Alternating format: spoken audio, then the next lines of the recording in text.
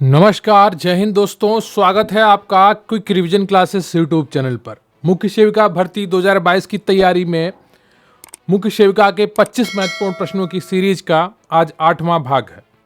उम्मीद करता हूं आप लोग सभी अच्छे तरीके से तैयारी कर रहे हैं, त्योहारों को भी ध्यान में रख रहे होंगे और आगे भी बढ़ रहे होंगे। निरंतरता बनाए रखिए और एक सकारात्मक सोच के साथ पढ़ते रहिए।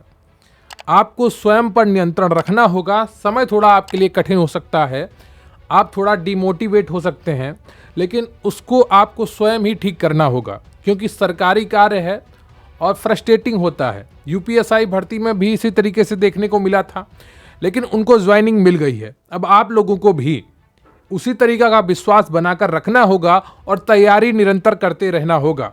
निश्चित रूप से आप सभी को सफलता मिलेगी अगर आप मेहनत करते रहेंगे। तो प्लीज़ वीडियो को लाइक कर लीजिएगा, चैनल पर नया है तो चैनल को सब्सक्राइब कर लीजिएगा, क्योंकि प्रश्न यहीं से आएगा।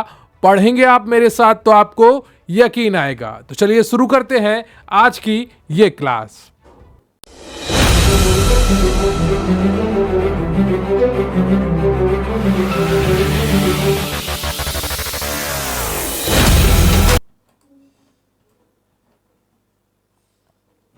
तो आज का आपका 26वां प्रश्न है कि स्थायी जनसंख्या संरचना के लिए निम्नलिखित में से एक प्रक्रिया का चयन करें। एक ऐसी प्रक्रिया को आपका चयन करना है जिसमें जनसंख्या स्थायी बनी रहे। तो घटती हुई जन्म दर और बढ़ती हुई मृत्यु दर से क्या जनसंख्या स्थायी रहती है, या स्थिर जन्म दर और मृत्यु दर से जनसंख्या स्थायी रहती है, या बढ़ती हुई जन्म दर और मृत्यु दर, या स्थिर जन्म दर और घटती हुई मृत्यु दर। बताइएगा, स्थायी जनसंख्या संरचना के लिए निम्नलिखित में से एक प्रक्रिया का चयन करना है।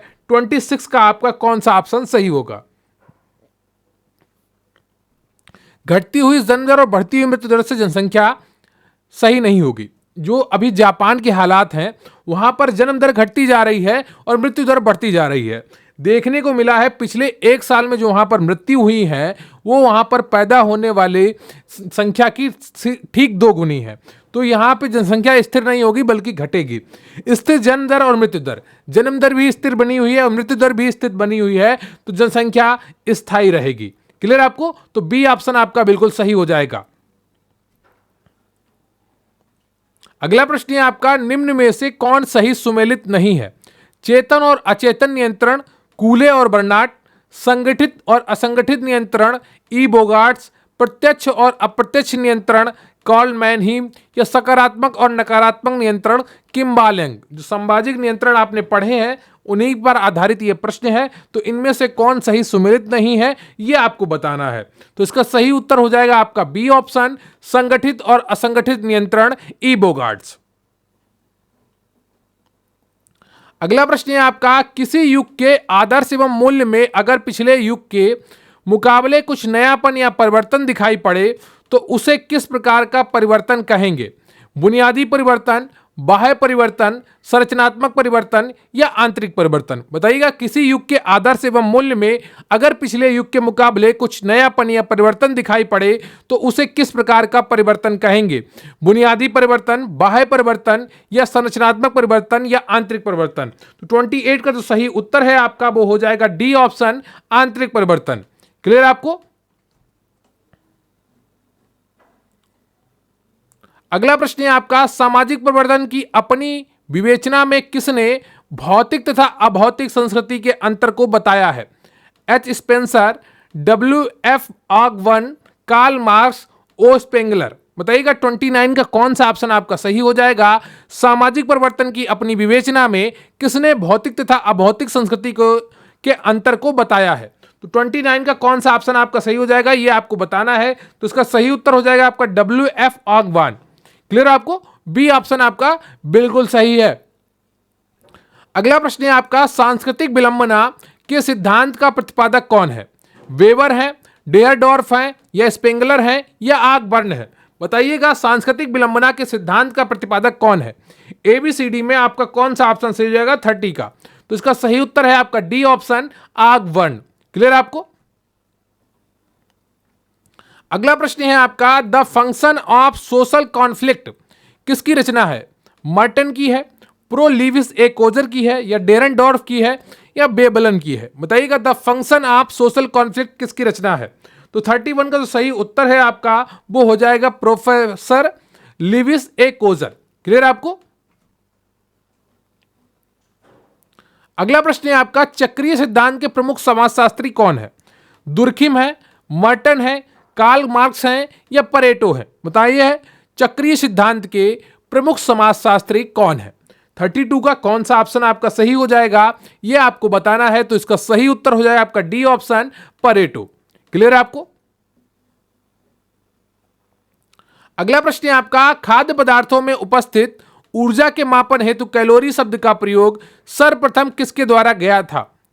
एंटोनी लेवाइजर, वेंडिक्ट, डब्ल्यूओ एटवाटर, या लाप्लेस? बताइएगा। खाद्य पदार्थों में उपस्थित ऊर्जा के मापन हेतु कैलोरी शब्द का प्रयोग सर्वप्रथम किसके द्वारा किया गया था? 33 का जो सही उत्तर है आपका वो सही हो जाएगा सी ऑप्शन, डब्ल्यूओ एटवाटर। क्लियर आपको? अगला प्रश्न है आपका, निम्न में से कौन सही सुमेलित है? कार्बोहाइड्रेट से क्या 8 किलो कैलोरी प्रति ग्राम ऊर्जा प्राप्त होती है? क्या अल्कोहल से 6 किलो कैलोरी प्रति ग्राम ऊर्जा प्राप्त होती है? या वसा से 9 किलो कैलोरी प्रति ग्राम ऊर्जा प्राप्त होती है? या प्रोटीन से 7 किलो कैलोरी प्रति ग्राम ऊर्जा प्राप्त होती है? तो कौन सा सही सुमेलित है आपको इसमें पहचानना है। ऐसे प्रश्न आपने कई बार देखा होगा लेकिन इसके ऑप्शन बदले हैं, तो ध्यान से करिएगा। निम्न में से कौन सही सुमेलित है? तो इसका सही उत्तर हो जाएगा आपका सी ऑप्शन, वसा, 9 किलो कैलोरी प्रति ग्राम। और प्लीज वीडियो को लाइक कर लीजिएगा, चैनल पर नए हैं तो चैनल को सब्सक्राइब कर लीजिएगा। भोजन का चयापचय के बाद ऊर्जा विमुक्त होती है, इसके लिए ग्लूकोज का ऑक्सीकरण होता है। अंततः ऊर्जा किस रूप में उत्पन्न होती है? कार्बन डाइऑक्साइड के रूप में, एटीपी के रूप में, ऑक्सीजन के रूप में, या एडीपी के रूप में? बताइएगा। भोजन के चयापचय के बाद ऊर्जा विमुक्त होती है, इसके लिए ग्लूकोज का ऑक्सीकरण होता है। अंततः ऊर्जा किस रूप में उत्पन्न होती है? तो उसका सही उत्तर हो जाएगा आपका बी ऑप्शन, एटीपी के रूप में। क्लियर है आपको? किसके रूप में? एटीपी के रूप में। अगला प्रश्न है आपका, अनैच्छिक क्रियाओं के संचालन एवं विश्राम करते समय किस ऊर्जा का व्यय होता है? रासायनिक ऊर्जा का, जैव ऊर्जा का, यांत्रिक ऊर्जा का, या विश्राम ऊर्जा का? अनैच्छिक क्रियाओं के संचालन एवं विश्राम करते समय किस ऊर्जा का व्यय होता है? तो 36 का जो सही उत्तर है आपका वो डी हो जाएगा, विश्राम ऊर्जा का। अगला प्रश्न है आपका, भोजन में उपस्थित पोषक तत्वों के ऑक्सीकरण में प्रयुक्त ऑक्सीजन की मात्रा के आधार पर उपस्थित ऊर्जा की मात्रा बताने वाला मापक है? वेनेडिक्ट ऑक्सी कैलोरीमीटर, या एटवाटर ब्राइट फैक्टर, या बॉम्ब कैलोरीमीटर, या उपयुक्त में से कोई नहीं? बताइएगा। भोजन में उपस्थित पोषक तत्वों के ऑक्सीकरण में प्रयुक्त ऑक्सीजन की मात्रा के आधार पर उपस्थित ऊर्जा की मात्रा बताने वाले मापक है। तो 37 का जो सही उत्तर है आपका वो ए हो जाएगा, वेनेडिक्ट ऑक्सी कैलोरीमीटर। क्लियर है आपको? ए ऑप्शन आपका बिल्कुल सही है। अगला प्रश्न है आपका, निम्न में से किस विधि में शरीर द्वारा शोषित ऑक्सीजन और निष्कासित कार्बन डाइऑक्साइड की मात्रा ज्ञात करके ऊर्जा की गणना करते हैं? प्रत्यक्ष कैलोरीमीटर, अप्रत्यक्ष कैलोरीमीटरी, या आ और बा दोनों, या इनमें से कोई नहीं? बताइएगा। निम्न में से किस विधि में शरीर द्वारा शोषित ऑक्सीजन और निष्कासित कार्बन डाइऑक्साइड की मात्रा ज्ञात करके ऊर्जा की गणना करते हैं? 38 का जो सही उत्तर है आपका वो हो जाएगा बी ऑप्शन, अप्रत्यक्ष कैलोरीमीटरी। क्लियर आपको? अगला प्रश्न है आपका, संतुलित आहार से प्राप्त होने वाली कुल ऊर्जा का कितना प्रतिशत भाग हमें कार्बोहाइड्रेट से प्राप्त करना चाहिए? बताइएगा। संतुलित आहार से प्राप्त होने वाली कुल ऊर्जा का कितना प्रतिशत भाग हमें कार्बोहाइड्रेट से प्राप्त करना चाहिए? 10 से 15%, 20 से 30%, 30 से 40%, या 50 से 60%? 39 का कौन सा ऑप्शन आपका सही हो जाएगा ये आपको बताना है। तो इसका डी ऑप्शन आपका बिल्कुल सही है, 50 से 60%। अगला प्रश्न है आपका, फूड गाइड पिरामिड का क्या प्रदर्शित करता है? प्रतिदिन खाए जाने वाले अलग अलग खाद्य पदार्थों की मात्रा, कच्चा भोजन, रसोई में उपलब्ध भोजन, घर में उपलब्ध कुल भोजन। बताइएगा। फूड गाइड पिरामिड क्या प्रदर्शित करता है? तो इसका सही उत्तर हो जाएगा आपका ए ऑप्शन, प्रतिदिन खाए जाने वाले अलग अलग खाद्य पदार्थों की मात्रा। क्लियर आपको? अगला प्रश्न है आपका, निम्न में से कौन शरीर का वजन कम करने में सहायक नहीं है? कम कैलोरी वाले खाद्य पदार्थ, सूप का सेवन, वसा का सेवन या व्यायाम। निम्न में से कौन शरीर का वजन कम करने में सहायक नहीं है? तो इसका सही उत्तर हो जाएगा आपका सी ऑप्शन, वसा का सेवन। क्लियर आपको? लगातार तैयारी करते रहिए, फोकस बनाए रखिए। बाद में आपके पास कोई भी बहाना नहीं होगा कि मैं इसलिए नहीं पढ़ पाई, मैं इसलिए नहीं कर पाई, मेरा इसलिए रह गया, क्योंकि आपके पास पर्याप्त समय अभी भी है, पहले भी था और निरंतर बना रहेगा जब तक आपका एग्जाम नहीं होगा। लेकिन जिनके पास बहाने हैं कुछ और करने के, कुछ और ना करने के, खाली बैठे रहने के, वो सिर्फ बहाने करते रह जाएंगे। आपको कोई भी एक्सक्यूज नहीं देने को मिलेगा जब रिजल्ट आएगा, जब आप परीक्षा हाल में बैठे होंगे। इसलिए बिल्कुल भी लापरवाही ना करिए, बिल्कुल तैयारी करते रहिए।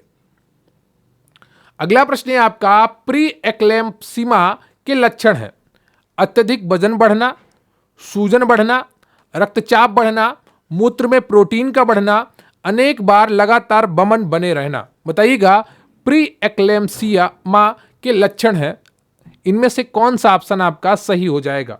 42 का कौन सा ऑप्शन आपका सही होगा? तो इसका सही उत्तर है आपका बी ऑप्शन, ये सभी। यह प्रश्न मैं पहले भी कह चुका हूं आपको कई बार, ये चीजें आपको याद रखनी होंगी। अगला प्रश्न है आपका, आईसीएमआर के पोषण विशेषज्ञों द्वारा गर्भावस्था में महिलाओं को कितनी अतिरिक्त थायमीन की आवश्यकता को प्रस्तावित किया गया है? 0.2 mgm, 0.3 mgm, 0.4 mgm और 0.1 mgm। तो इसका सही उत्तर हो जाएगा आपका बी ऑप्शन, 0.3 mgm। अगला प्रश्न है आपका, सगर्भता के 28 सप्ताह के बाद दर्द रहित रक्तस्राव निम्नलिखित में से किससे संबंधित है? मोलर सगर्भता, स्थानीय एक्टोपिक सगर्भता, अपरा प्लेसेंटा प्रीविया या उदासई रूपी वर्थ। तो इसमें से कौन सा ऑप्शन आपका सही हो जाएगा 44 का? बताइएगा। तो इसका सही उत्तर है आपका सी ऑप्शन, अपरा प्लेसेंटा प्रीविया। अगला प्रश्न है आपका, गर्भावस्था के 28 सप्ताह के बाद सामान्य दर्द रहित रक्तस्राव से संबंधित है मोलर गर्भावस्था, प्लेसेंटा प्रीविया, स्थानिक गर्भावस्था या हाइडेटिरूपी-मोल। बताइएगा इनमें से कौन सा ऑप्शन आपका सही हो जाएगा?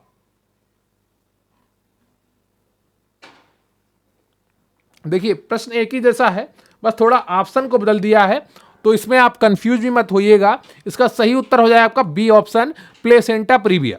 क्लियर आपको? वहां पर साथ में हिंदी और लिख दी थी अपरा, बाकी सब वही है।